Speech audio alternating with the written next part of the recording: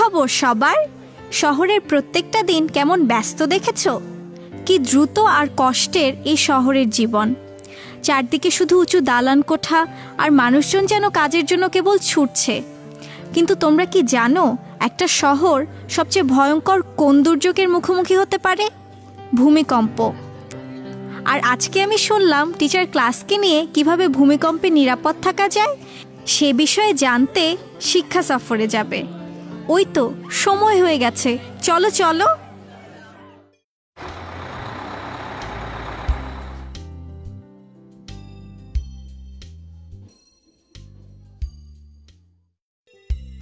আমার মনে হয় তোমরা সবাই ভাবছো যে এটা তো বিশেষ তেমন কোনো জায়গা না, কিন্তু তোমরা জেনে অবাক হবে যে এই জায়গাতেই দৈনন্দিন জিনিস এমনভাবে সাজানো যা আমাদেরকে ভূমিকম্পের সময় নিরাপদ রাখতে সাহায্য করবে। কিন্তু তার আগে আমি ভূমিকম্প সম্বন্ধে তোমাদের সাথে কথা বলবো, কারণ তোমাদের অনেকেই কখনো ভূমিকম্প দেখোনি। ভূমি বা মাটির কেঁপে ওঠাকে ভূমিকম্প বলে। এই যে তোমরা মনিটরে দেখতে পাচ্ছ, বাংলাদেশ ভূমিকম্পের ঝুঁকিপূর্ণ 3টি বিভাগে বিভক্ত। ঝুঁকিপূর্ণ বলতে বোঝায় যে এসব জায়গায় মৃদু বা প্রবল ভূমিকম্পের আশঙ্কা রয়েছে। এই যে এখানে দেখো যে বাংলাদেশের দক্ষিণ পশ্চিম দিকের রং সবুজ করা, তার মানে এটা অঞ্চল 3 বা কম ঝুঁকিপূর্ণ এলাকা, কারণ এটা হালকা ভূমিকম্প প্রবণ। এছাড়া বাংলাদেশের মাঝখান দিয়ে যেখানে ঢাকা অবস্থিত তা হলুদ, কারণ এটি মাঝারি ঝুঁকিপূর্ণ বা অঞ্চল 2। আর বাংলাদেশের উত্তর পূর্ব দিক যা কিনা অঞ্চল 1, এর রং লাল, এটা অধিক ভূমিকম্প প্রবণ এলাকা। বেশিরভাগ ভূমিকম্পই এই এলাকায় ঘটে, কারণ এটা 2টি সক্রিয় ফল্টের কাছে অবস্থিত, যা কিনা ডাউকি ফল্ট আর মায়ানমার ফল্ট। স্যার, ফল্ট কি? আর ভূমিকম্প ফল্টের কাছেই বা হয় কেন? আচ্ছা, ফল্ট ভালোভাবে বোঝার জন্য প্রথমে পৃথিবীর টেকটনিক প্লেট সম্বন্ধে জানা দরকার। পৃথিবীর বাইরের আবরণ বা ভূপৃষ্ঠ প্লেটের সংমিশ্রণে তৈরি, যা কিছুটা ডিমের খোসার মতো। এটা অনেকটা বিশাল মাটির টুকরা যা একে অপরের সাথে লাগানো। তো শিলার প্রশ্নের উত্তর হলো, ফল্ট হচ্ছে এমন এক জায়গা যেখানে এই প্লেটগুলি একত্রিত হয়েছে। এই ফল্টগুলোর কাছ দিয়ে বিভিন্ন রকমের চাপের সৃষ্টি হয়, কারণ এই প্লেটগুলি অনবরত নড়াচড়া করে। এই প্লেটগুলি একে অপরকে বছরে 10 সেন্টিমিটার পর্যন্ত নাড়াতে পারে। কখনো কখনো এই ফল্ট অভ্যন্তরীণ চাপের কারণে একে অপরের থেকে পিছলে যায়, ঠিক আমার হাতের মতো। এখানে যখন আমি এভাবে চাপ দিই আর হঠাৎ পিছলে হাত সরে যায়, তখন হাতটি প্রচণ্ডভাবে নড়ে ওঠে। ঠিক এইভাবে যখন প্লেটগুলো পিছলে যায়, তখন তা প্রচণ্ড শক্তিতে আমাদের ভূপৃষ্ঠকে নাড়িয়ে বা কাঁপিয়ে দেয়। ভূপৃষ্ঠের এই নাড়াচাড়া বা কম্পনকে আমরা ভূমিকম্প বলি। ভূমিকম্পের এই ভূপৃষ্ঠের নাড়াচাড়া কিন্তু বাড়িঘর, রাস্তাঘাট এসব ভেঙে দেবার মতো শক্তিশালী হতে পারে। আসলে ভূমিকম্প কতটা শক্তিশালী তা মাপার জন্য একটা স্কেল আছে। এই যে এটা হলো রিক্টার স্কেল। এই যে যন্ত্রটা দেখছো, এই যন্ত্রকে বলা হয় সিসমোগ্রাফ, যা ভূমিকম্পের কম্পন পরিমাপ করে। আমাদের দেশে বাংলাদেশ আবহাওয়া অধিদপ্তর এসব যন্ত্র দিয়ে দেশের ভিতরের ও চারদিকের ভূমিকম্প পর্যবেক্ষণ করে। তারপর রিক্টার স্কেল ব্যবহার করে ভূমিকম্পের মাত্রা নির্ণয় করা হয়। যদি ভূমিকম্পের মাত্রা 3-এর চেয়ে কম হয়, তখন তাকে অতি মৃদু ভূমিকম্প বলে। 3-এর উপরে হলে একে মৃদু, 4 হলে হালকা, 5 মাঝারি, 6 শক্তিশালী, 7কে তীব্র এবং 8-এর অধিককে প্রলয়ঙ্করী বলা হয়। আমাদের দেশে আগে বিভিন্ন মাত্রার ভূমিকম্প হয়েছে।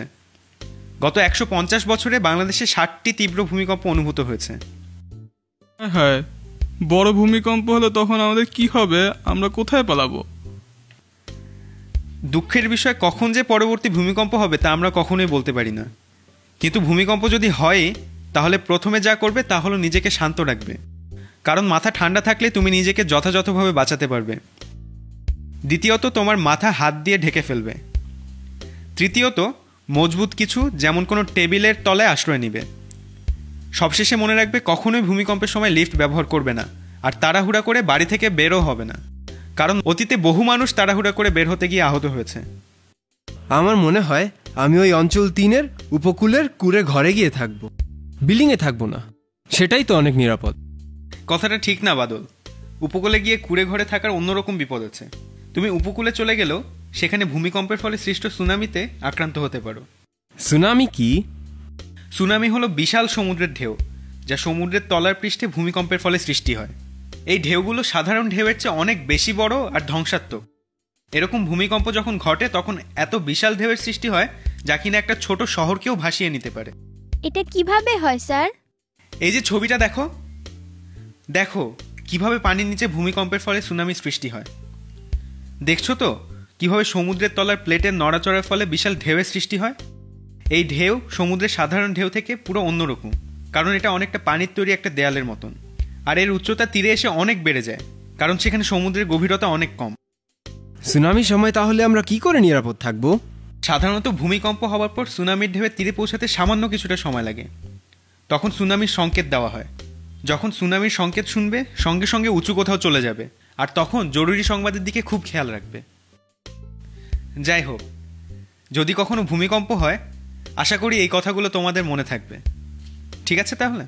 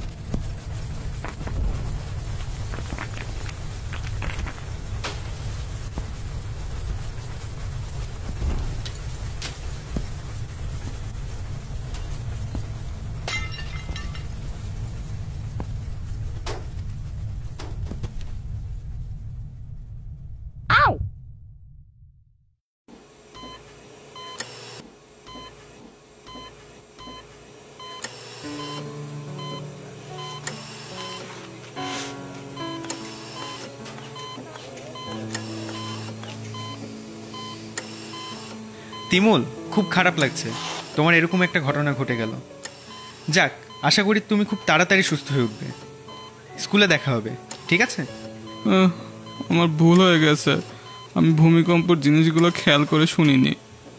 যদি খেয়াল করে শুনতাম তাহলে এগুলো কিছুই হতো না আমার। আর আমিও বাবা মাকে বলতে পারতাম কিভাবে বাসাটাকে নিরাপদ করা যায়। তিমুল, এরকম তো হয়। ভবিষ্যতে তুমি ভালো করার চেষ্টা করবে। খুব শীঘ্রই তোমার সাথে স্কুলে দেখা হবে। তোমরা তো আজকে অনেক কিছু শিখলে। মনে রাখবে, ভূমিকম্প হলে প্রথমত শান্ত থাকবে, দ্বিতীয়ত হাত দিয়ে আমাদের মাথা ঢেকে ফেলতে হবে, তৃতীয়ত আমাদের শক্ত আসবাবপত্রের নিচে আশ্রয় নিতে হবে। ঠিক আছে, এখন যাই। ভালোভাবে শিখো সবাই।